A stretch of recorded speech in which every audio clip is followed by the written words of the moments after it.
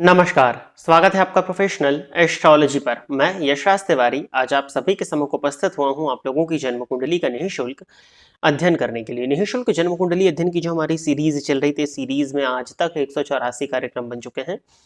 साथ ही साथ इस सीरीज में आज तक 946 लोगों की जन्म कुंडली का अध्ययन निःशुल्क रूप से किया जा चुका है। आज का जो ये कार्यक्रम होने वाला है, ये इस सीरीज का 185th नंबर का प्रोग्राम होने वाला है और आज के इस कार्यक्रम की जो पहली जन्म कुंडली होगी, ये 947 नंबर की जन्म कुंडली होने वाली है। यदि आप इस कार्यक्रम को देखते हैं और इस कार्यक्रम के माध्यम से आपका कुछ भी लाभ होता है तो आप इस वीडियो को लाइक करें, साथ ही साथ इस चैनल को सब्सक्राइब करें ताकि इन फ्यूचर जो भी कंटेंट मेरे द्वारा इस चैनल पर अपलोड किया जाता है उसका नोटिफिकेशन आपको मिलता रहे। यदि इस कार्यक्रम के माध्यम से आपका कुछ भी लाभ होता है तो आप इस वीडियो को ज़्यादा से ज़्यादा लोगों के साथ में शेयर करें ताकि और भी लोगों का लाभ हो और उसका माध्यम आप सभी दर्शक बने। यदि आप भी अपनी जन्म कुंडली का अध्ययन मेरे द्वारा ठीक इसी प्रकार से निःशुल्क रूप से कराना चाहते हैं तो आप अपनी बर्थ डिटेल्स, जैसे कि आप अपना नाम, अपने जन्म की तिथि, अपने जन्म का समय और अपने जन्म का स्थान, ये चारों ही चीजें किसी भी एक स्पेसिफिक प्रश्न के साथ में इसी वीडियो के कमेंट सेक्शन में दे दीजिए। आपकी डिटेल्स को देने के 2 से ढाई महीने के बाद में आपकी जन्म कुंडली का अध्ययन मेरे द्वारा ठीक इसी प्रकार से यूट्यूब पर वीडियो बना करके निःशुल्क रूप से किया जाएगा। यदि आप जानना चाहते हैं कि आपका ये मंथ कैसा है, आपके आने वाले मंथ और आपका आने वाला वर्ष कैसा होने वाला है, तो इस वीडियो के डिस्क्रिप्शन बॉक्स में आपको 2 प्लेलिस्ट का लिंक दिया हुआ है, उन्हें जाकर के अवश्य ही चेक कर लीजिएगा। साथ ही साथ क्या उपाय आपको करने चाहिए, जिन उपायों को करके आप अपने आने वाले समय को और बेहतर बना सकें, इस विषय में भी चर्चा उन वीडियोज में की जा चुकी है। अब हम बिना विलंब किए अपने आज के इस कार्यक्रम की शुरुआत करते हैं और आज के इस कार्यक्रम की जो पहली जन्म कुंडली है, ये गोकुल भास्कर मलवे जी की है। तो गोकुल जी आप तैयार रहें, आपकी जन्म कुंडली मैं ले रहा हूं। डेट ऑफ बर्थ इन्होंने बताया हुआ है 22 दिसंबर 1968।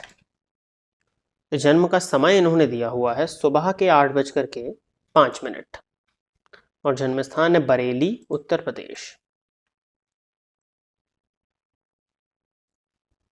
तो गोकुल जी आपकी जो जन्म कुंडली बनती है धनु लग्न की बनती है, राशि आपकी मकर बनती है। वर्तमान समय में आपको शनि की 7.5 की अंतिम ढैया चल रही है और शनि की महादशा में बुध का अंतर आपको चल रहा है।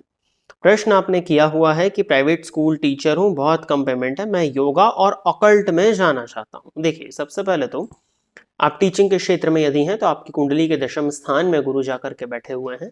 दशम भावस्थ गुरु होने के चलते कहीं ना कहीं इन्होंने आपको टीचिंग की फील्ड से जोड़ दिया। पहली चीज, आपकी कुंडली में गुरु और केतु की युति है। गुरु को ज्योतिष शास्त्र में आध्यात्म का, ज्ञान का, धर्म का कारक बोला गया है और केतु को मोक्ष का कारक बोला गया है। और ये दोनों ही चीजें आपस में कहीं ना कहीं जुड़ी हुई हैं। जब आप धार्मिक होते हो, आध्यात्मिक होते हो, तभी कहीं ना कहीं मोक्ष का रास्ता आपके लिए खुलता है।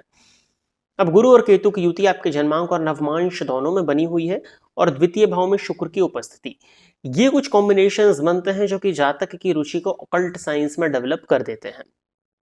रही बात योगा में, यदि आप जाना चाहते हैं तो योगा में जाने के लिए भी कहीं ना कहीं गुरु का प्रभाव, और क्योंकि उसमें शारीरिक व्यायाम की बात भी होती है तो मंगल की उपस्थिति को भी देखना होगा। मंगल आपकी कुंडली में यदि देखते हैं तो पंचमेश और द्वादशेश होकर के लाभ स्थान में तुला राशि में अपने ही नक्षत्र में संचरण कर रहे हैं। मंगल का चित्रा नक्षत्र में वर्गोत्तमी होना कहीं ना कहीं मंगल की मजबूती को भी अच्छा प्रदर्शित करता है। अब नवमांश कुंडली में गुरु और मंगल का आमने सामने होना योगा की फील्ड में आपको सफलताएं दिला सकता है। योगा की फील्ड में आप आगे बढ़ सकते हो। रही बात ऑकल्ट की फील्ड में आगे बढ़ने के लिए, तो आप अपना प्रयास जारी रखिए। शनि की महादशा में केतु का अंतर आपको प्रारंभ होने वाला है 25 अगस्त 2025 के बाद में। निसंदेह ये अंतरदशा जो होगी ये कहीं ना कहीं आपको स्वास्थ्य से संबंधित परेशानियां देने वाली है, इसमें कहीं कोई दो मत नहीं है। परंतु शनि की महादशा में केतु का अंतर आपको ऑकल्ट की फील्ड में सक्सेस दिलाता हुआ मुझे दिखाई दे रहा है। शनि आपकी कुंडली में ऐसे तो कारक नहीं होते हैं, बट चतुर्थ स्थान में बैठे हुए हैं राहु के साथ में और नवमांश में स्वग्रही हैं, बुध के सामने हैं। तो ऑकल्ट साइंस की फील्ड में सफलताओं को ये प्रदर्शित करते हैं। आपको अपना प्रयास जारी रखना चाहिए। अब ऑकल्ट में आप किस फील्ड में जाना चाहते हो? देखिए, ऑकल्ट का मतलब होता है गुप्त विद्याओं का ज्ञाता व्यक्ति बनना चाहता है। इसमें ज्योतिष भी होता है, बहुत सारी चीजें होती हैं जो कि भविष्य को देखने की विधा है। जो भी गुप्त विद्याएं होती हैं उनको आपको सीखने की इच्छा है। तो आप किस फील्ड में जाना चाहते हैं? यदि आप न्यूमरोलॉजी में जाना चाहते हैं, उसके भी योग मुझे आपकी कुंडली में दिखते हैं। एस्ट्रोलॉजी में यदि आप जाना चाहते हैं तो एस्ट्रोलॉजी के योग भी आपकी कुंडली में दिखते हैं।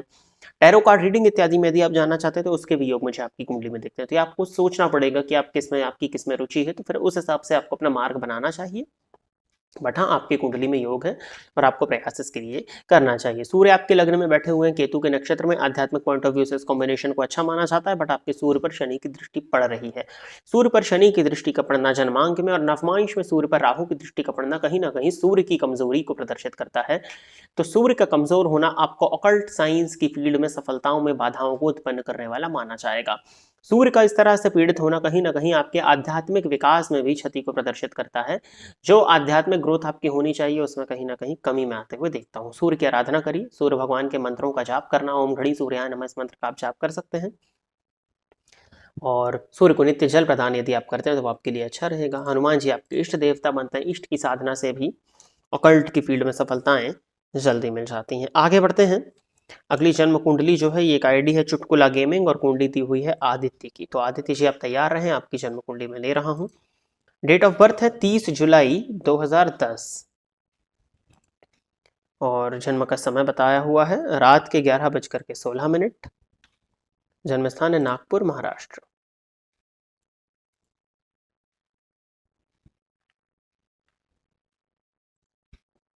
मेष लग्न की जन्म कुंडली है, राशि मीन बनती है। वर्तमान में शनि की महादशा में राहु का अंतर आपको चल रहा है। शनि की महादशा में राहु का अंतर आपके लिए बहुत अच्छा नहीं माना जाएगा। प्रश्न इन्होंने किया है, प्रणाम आचार्य जी, मेरी पढ़ाई कहाँ तक हो पाएगी, आगे मुझे किस दिशा में जाना चाहिए, मेरा आगे का जीवन कैसा रहेगा, जीवन में कौन सी कठिनाइयों का सामना करना पड़ेगा, कुछ उपाय हो जिससे जीवन सफल हो या कुछ आपकी राय हो तो जरूर बताइएगा।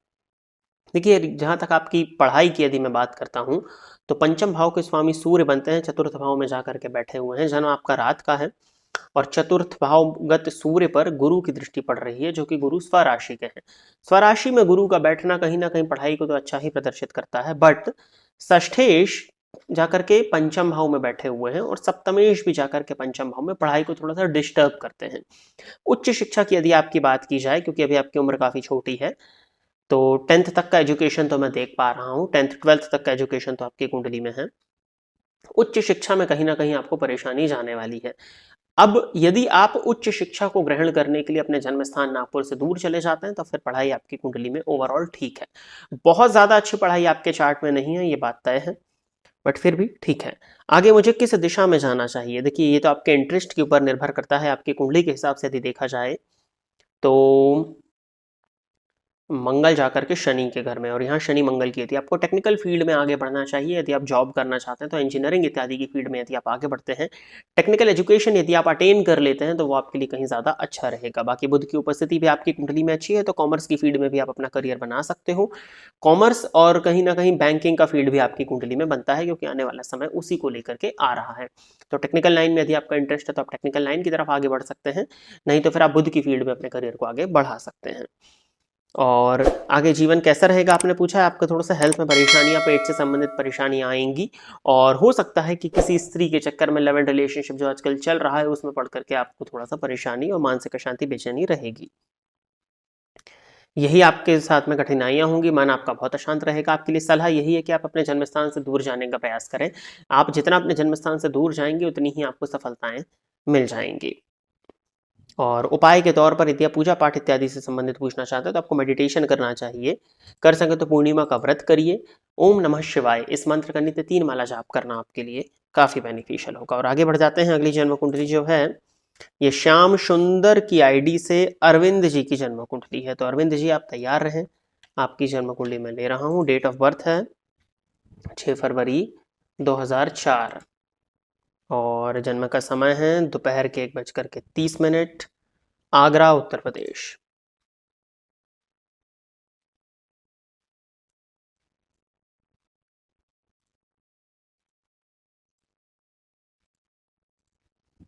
वृषभ लगन का चार्ट है आपका, राशि आपकी कर्क बनती है और लग्नेश लाभ स्थान में उच्च के बैठे हुए हैं। और ठीक है, प्रश्न है इनका, क्या आईएएस या आईपीएस बन सकता है, क्या उसकी कुंडली में आईएएस आईपीएस बनने के अच्छे योग हैं। देखिए, फिर उसी बात को मैं दोहराना चाहूंगा कि आईएएस या आईपीएस योगों पर उतना ज्यादा तो निर्भर नहीं ही करता है। फिर भी इस कुंडली के आधार पर यदि देखा जाए तो शुक्र की ही महादशा है अभी वर्तमान समय में। कंपटीशन भाव के स्वामी उच्च राशि में बैठे हुए हैं, अपने से छटे गए हैं। तो ये कंपटीशन में सफलताओं को प्रदर्शित करते हैं। बट जन्मांक और नवमांश दोनों में ही शुक्र पर शनि की दृष्टि का पड़ना, और वो शुक्र यहाँ लग्नेश होते हैं, एक नेगेटिव पॉइंट होगा। 3 अंश के शुक्र में मृत अवस्था में है, और गुरु का अष्टमेश होकर के चतुर्थ स्थान में जाना। सूर्य 22 अंश पर है, षडबल में तो बल उनको मिल रहा है, 9th हाउस में बैठे हैं। और आपके D10 चार्ट को यदि देखा जाए तो सिंह लगन का D10 है, यहाँ सूर्य उच्च के हैं। देखिए इस कुंडली में प्रशासनिक अधिकारी या प्रशासनिक सेवा में जाने के योग बनते हैं, बट IAS या IPS में थोड़ा सा मुश्किल होगा। रीजन है उसके पीछे लग्नेश शुक्र पर शनि की दृष्टि का पड़ना, ये कहीं ना कहीं परेशानियों को उत्पन्न करेगा। और अष्टमपति का केंद्र से संबंध बनाना भी परेशानियों को प्रदर्शित करता है। 12वें भाव में मंगल राहु की युति भी कहीं ना कहीं डिस्टर्ब करने वाली तो मानी ही जाएगी। चतुर्थ भाव पर शनि की दृष्टि का पड़ना, जहां की ऑलरेडी अष्टमेश बैठे हुए, ये मन की बहुत ज्यादा अशांति को शो करता है। पूर्णिमा का जन्म है, चंद्रमा पक्ष बल से बली है, बट नवमांश कुंडली में शनि और चंद्रमा की युति बन रही है। ये एग्जामिनेशन हॉल में जाकर के परफॉर्मेंस में परेशानी, और यदि IAS और IPS की यदि आप बात करते हो तो यहाँ पर बहुत हाई लेवल्स के इंटरव्यू होते हैं, उस इंटरव्यू को क्लियर करने में परेशानियों को प्रदर्शित करता है, क्योंकि आपको हर एक चीज को देखना होगा। यदि आप IAS या IPS की बात करते हो तो ये जो पूरा एग्जाम होता है, एग्जाम ही 1 साल का होता है, तो बहुत उसमें दिक्कतें हैं। लेकिन हाँ, अगर आप IAS IPS UPSC के नीचे एक अगर आप जाते हैं, स्टेट पीसीएस वगैरह के लिए आप प्रिपरेशन करते हैं जो आपका उत्तर प्रदेश का होता है, तो उसके लिए संभावनाएं जरूर बनती हैं। बट मैं IAS IPS की प्रेडिक्शन आपके चार्ट के अकॉर्डिंग नहीं दे पाऊंगा, क्योंकि जो IAS IPS के चार्ट होते हैं वो एक चार्ट में अलग ही पावर और एक स्ट्रेंथ समझ में आता है, तो उतने अच्छे तो नहीं। आप उससे एक स्टेप नीचे की अगर प्रिपरेशन करें तो वो ज़्यादा अच्छा मैं आपके लिए समझता हूँ।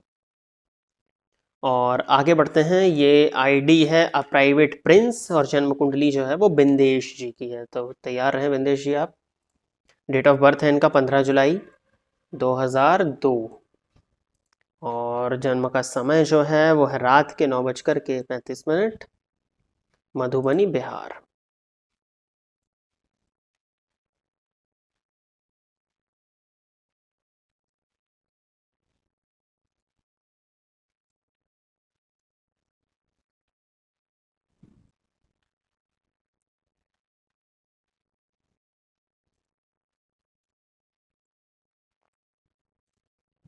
कुंभ लग्न की कुंडली है और कन्या राशि है, राहु की दशा चल रही है। मुझे एक प्रतिष्ठित नौकरी कब मिलेगी, ये इनका प्रश्न है। उम्र कितनी हो गई है आपकी, 2002 का यदि आपका बर्थ है तो 22 की एज आपको हो चुकी है, और राहु में शनि का अंतर प्रारंभ होने वाला है, और शनि और राहु की युति है। कर्मेश षष्ठ स्थान में नीच राशि के हैं, दशमेश नीच के हैं, शनि की दृष्टि से दृष्ट हैं। देखिए आपकी कुंडली के हिसाब से यदि देखा जाए तो आपका D10 जो कहानी कह रहा है वो थोड़ा सा मुश्किल स्थितियों को दिखा रहा है अभी नौकरी के पक्ष में, बट फिर भी राहु में गुरु में राहु तो बीतने देना होगा। मार्च तक तो जॉब नहीं है। देखिए प्रतिष्ठित की बात अभी छोड़ देते हैं, अभी पहले है कि नौकरी मिल जाए, ये बहुत बड़ी बात है। प्रतिष्ठित नौकरी की यदि आप बात करते हो तो ये सूर्य की स्ट्रेंथ और 10th हाउस की स्ट्रेंथ पर चीजें निर्भर करती हैं। दशम भाव का स्वामी नीच का है, चलो ठीक है उसको भी यदि हम छोड़ देते हैं, क्योंकि 6th हाउस में है तो नीचत्व उसका भंग माना जाएगा। बट 10th हाउस में केतु बैठे हुए हैं, तो बहुत ज्यादा प्रतिष्ठा आपको जॉब में मिले, ये थोड़ा सा मैं मुश्किल देखता हूँ। 10th हाउस पर गुरु की दृष्टि जरूर पड़ रही, बट वो गुरु ऑलरेडी 2 अंश पर बैठे हुए हैं, तो उसकी दृष्टि का बहुत ज्यादा प्रभाव माना नहीं जाएगा। हालांकि वो वर्गोत्तमी है, बट ऑलरेडी शनि राहु की दृष्टि से आपका जब 10th हाउस दृष्ट है तो गुरु की दृष्टि उस पर बहुत ज्यादा सपोर्ट तो नहीं करेगी। लेकिन हाँ फिर भी सूर्य आपकी कुंडली में जो है वो 29 डिग्री पर पंचम भाव में पंचमेश के साथ में बैठे हुए मृत अवस्था में, तो नौकरी ठीक ठाक लेवल की ये दिला देंगे। अब अभी तो बिल्कुल समय नहीं है कि एक बहुत अच्छी प्रतिष्ठित जॉब मिले। नॉर्मल जॉब के मिलने के योग 23 अगस्त 2025 के बाद में शुरू होते हैं, तो उस समय पर आपको जॉब के लिए प्रयास कर लेना चाहिए। उपाय के तौर पर गणेश जी की आराधना करिए। गणेश जी का मंत्र ओम गंग गणपताय नमः, इस मंत्र का नित्य 7 माला आपको जाप करना चाहिए, और एक लाजवर्त बनवा करके आपको धारण कर लेना चाहिए। तो प्रिय दर्शकों, इतनी ही जन्म कुंडलियों का अध्ययन करने के लिए आज मैं आप सभी के सम्मुख उपस्थित हुआ था। आशा करता हूं जितने भी लोगों की जन्म कुंडलियों का अध्ययन आज मेरे द्वारा इस निःशुल्क जन्म कुंडली अध्ययन के कार्यक्रम के माध्यम से हुआ, वो सभी लोग संतुष्ट होंगे। यदि आप इस कार्यक्रम को देखते हैं और इस कार्यक्रम के माध्यम से आपका कुछ भी लाभ होता है तो आप इस वीडियो को लाइक करें, साथ ही साथ इस चैनल को सब्सक्राइब करें, ताकि इन फ्यूचर जो भी कंटेंट मेरे द्वारा इस चैनल पर अपलोड किया जाता है उसका नोटिफिकेशन आपको मिलता रहे। यदि इस कार्यक्रम के माध्यम से आपका कुछ भी लाभ होता है तो आप इस वीडियो को ज्यादा से ज्यादा लोगों के साथ में शेयर करें ताकि और भी लोगों का लाभ हो और उसका माध्यम आप सभी दर्शक बने। यदि आप भी अपनी जन्म कुंडली को इस कार्यक्रम में सम्मिलित कराना चाहते हैं तो आप अपने नाम के साथ में अपनी बर्थ डिटेल्स, जैसे कि आपकी जन्म की तिथि, जन्म का समय और जन्म का स्थान, ये चारों ही चीज़ें किसी भी एक स्पेसिफिक प्रश्न के साथ में इसी वीडियो के कमेंट सेक्शन में दे दीजिएगा। आज के इस कार्यक्रम में बस इतना ही रखते हैं। नमस्कार।